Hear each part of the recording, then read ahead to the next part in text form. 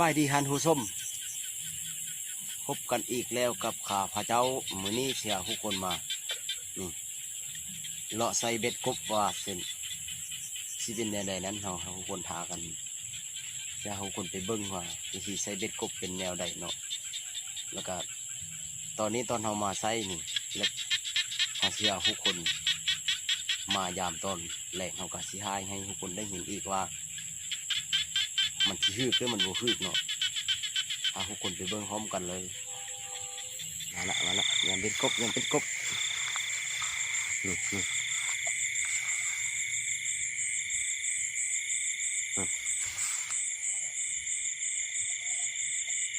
ตัวที่หนึ่งนี่ฮึกละ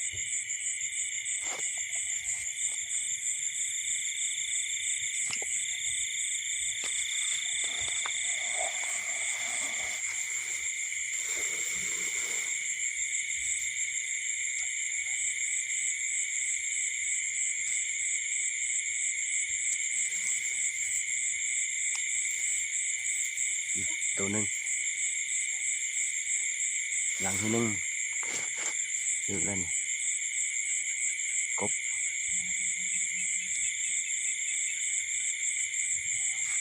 เพราะว่าเราตอนมาใส่เราบ่ได้ถ่ายคลิปไว้เนาะมีแต่ที่หามายามมันเดียว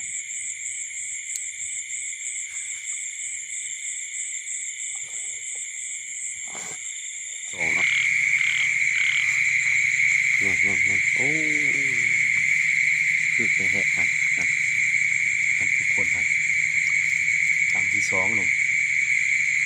เราสิเอาเนาะเนี่ยสิปลดออกก่อน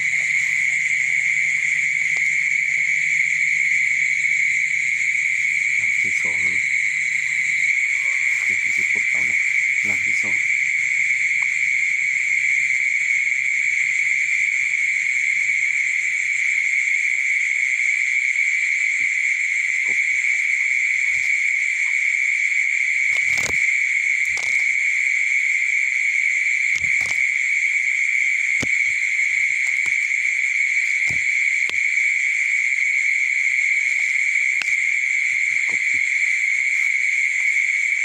กบหลังที่สอง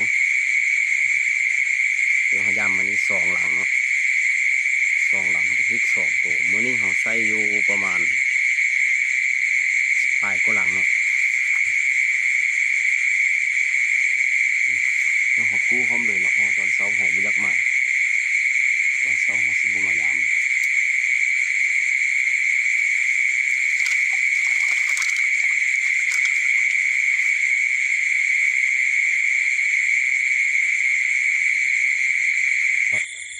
เพราะว่าหอยกำลังไปเราควรให้ดูนี่ว่าเลาะห้องน้ำมาซาด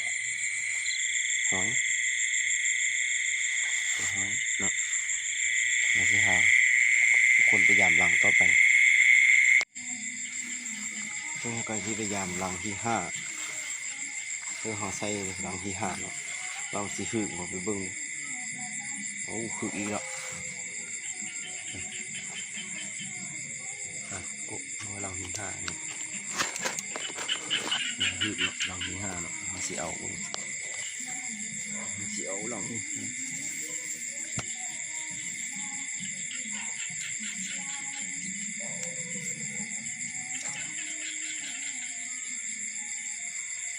กบ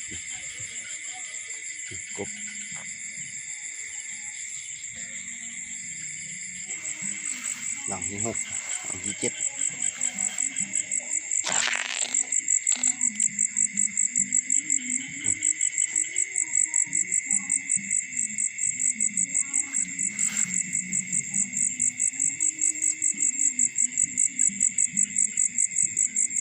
นี่หลังที่เจ็ดเนาะอันนี้หลังที่เจ็ด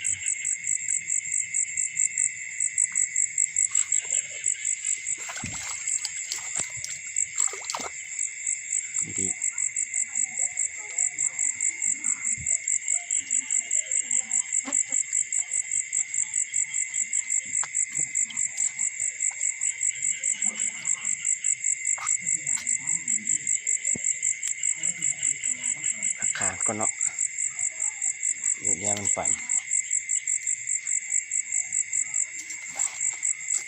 ใส่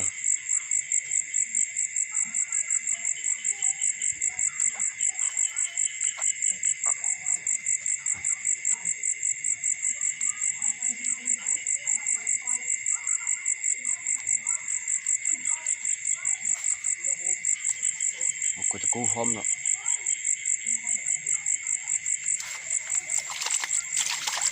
กู้พร้อม